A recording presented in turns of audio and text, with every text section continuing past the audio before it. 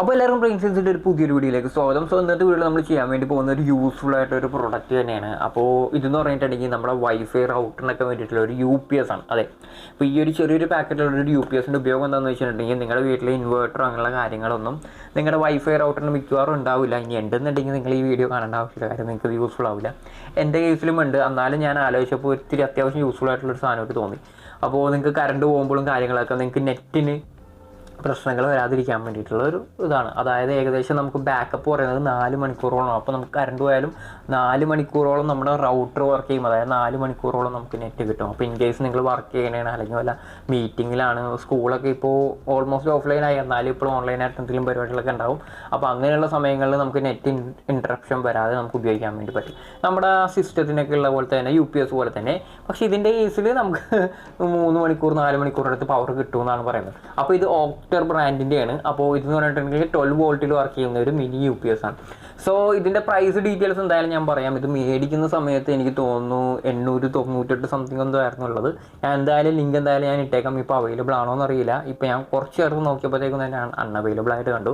So ഇതിൻ്റെ കാര്യങ്ങൾ വേറെ കൂടുതൽ ഡീറ്റെയിൽസ് അറിയണമെന്നുണ്ടെങ്കിൽ നിങ്ങൾക്ക് ഇവിടെ നോക്കാം. കൂടുതൽ ഞാൻ പറയുന്നില്ല. പ്രൈസ് നിങ്ങൾ നോക്കേണ്ട ആവശ്യമില്ല, ബാക്കിയെല്ലാം നിങ്ങൾക്ക് നോക്കാം. ഓക്കെ, സോ ഇത് നമുക്ക് എന്തായാലും അൺബോക്സ് ചെയ്ത് നോക്കാൻ വേണ്ടിയിട്ട് എന്തൊക്കെയാണ് വരുന്നത് നോക്കാം. അതിന് ശേഷം നമ്മുടെ റൗട്ടറിലൊന്ന് കണക്ട് ചെയ്ത് നോക്കാം.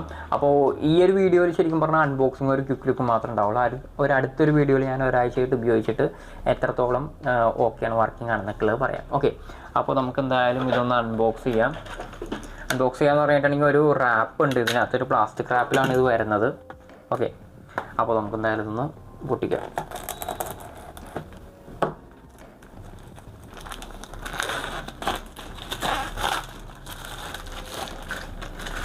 ഓക്കെ, റാപ്പ് കഴിഞ്ഞാൽ നമുക്ക് പെട്ടിങ്ങനെ തുറക്കാൻ വേണ്ടി പറ്റും. പെട്ടി തുറന്ന് കഴിയുമ്പോൾ ഒരു പ്ലാസ്റ്റിക് ഉണ്ട്. ഓക്കെ, അത് കഴിഞ്ഞാൽ പിന്നെ നമുക്ക് ഉള്ളതെന്ന് പറഞ്ഞിട്ടുണ്ടെങ്കിൽ ഈ ഓക്ടറിൻ്റെ ഒരു ഇൻസ്ട്രക്ഷൻ മാനുവൽ ഉണ്ട്. ചെറിയൊരു ഇൻസ്ട്രക്ഷൻ മാനുവൽ പോലെ തന്നെയാണ്. ചെറിയ ഉള്ളൂ, കാര്യം വേറെ ഒന്നും ഇതിനകത്ത് വർക്കിംഗ് ആയിട്ടില്ല. വേണ്ടിയിട്ട് നമുക്കൊരു വാട്സാപ്പ് നമ്പർ ഉണ്ട്. ഈ വാട്സാപ്പ് നമ്പറിലേക്കാണ് നമ്മൾ ഇത് അയക്കേണ്ടത്. അപ്പോൾ ഇത് രജിസ്റ്റർ ചെയ്യാനുണ്ടെന്നാണ് എനിക്ക് തോന്നുന്നത്. അത് നമ്മൾ എന്തായാലും നോക്കേണ്ടി വരും. ഈ QR കോഡ് സ്കാൻ ചെയ്ത് കഴിഞ്ഞിട്ടുണ്ടെങ്കിൽ നമുക്കിത് ഇങ്ങനെ ഇൻസ്റ്റാൾ ചെയ്യാമെന്നുള്ള വീഡിയോ കാണാൻ വേണ്ടി പറ്റും. ഓക്കെ, അതാണുള്ളത്. അതുപോലെ തന്നെ നമ്മൾ ഇതൊന്ന് രജിസ്റ്റർ ചെയ്യുന്നത് എപ്പോഴും നല്ലതായിരിക്കും. ഇതിന് എനിക്ക് രജിസ്ട്രേഷൻ ഉണ്ടെന്നാണ് തോന്നുന്നത്, അറിയാൻ പാടില്ല എങ്ങനെയെന്നുള്ളത്. പക്ഷേ ഇവർ പറയുന്നുണ്ട് ഇൻവോയ്സ് ഈസ് മാൻഡേറ്ററി എന്ന്. അപ്പോൾ നമ്മൾ ആ ആമസോണിൻ്റെ ബില്ല് കിട്ടുന്നത് നമ്മൾ എടുത്തു വെക്കുക, അത് കളയാതിരിക്കാൻ വേണ്ടി ശ്രദ്ധിക്കാം. ഒരു കൊല്ലത്തേക്ക് എവിടെയെങ്കിലും എടുത്ത് വെക്കുക, ബോക്സില്ലെങ്കിൽ പോലും അതെടുത്ത് വെക്കാൻ വേണ്ടി ശ്രദ്ധിക്കാം. ഓക്കെ, അപ്പോൾ അതല്ലാതെ നമുക്ക് വരുന്ന ഒരു എക്സ്റ്റൻഡർ പോലത്തെ ഒരു ഇതുണ്ട്, അഡാപ്റ്ററാണ്. എനിക്ക് തോന്നുന്നു നമ്മുടെ പല റൗട്ടറിനും പല കേബിളായിരിക്കുമല്ലോ. അപ്പോൾ അതിന് വേണ്ടിയിട്ടുള്ള ഒരു റൗട്ടർ ഇതായിട്ടാണ്, അഡാപ്റ്ററാണ്. അത് കഴിഞ്ഞാൽ പിന്നെ ഔട്ട്പുട്ട് വന്നിടത്ത് നമുക്ക് 2 ഇത് വരുന്നുണ്ട് UPSൻ്റെ അകത്ത്. അപ്പോൾ ഇത്രയുള്ള UPS എന്ന് പറഞ്ഞിട്ടുണ്ടെങ്കിൽ അതിന് മാത്രം വെയിറ്റും ഇല്ല. ഓക്കെ, അപ്പോൾ നമുക്ക് എന്തായാലും ഇതൊന്ന് തുറന്ന് നോക്കാം. ഇതിനകത്തും അവർ റാപ്പ് ചെയ്തിട്ടുണ്ട്.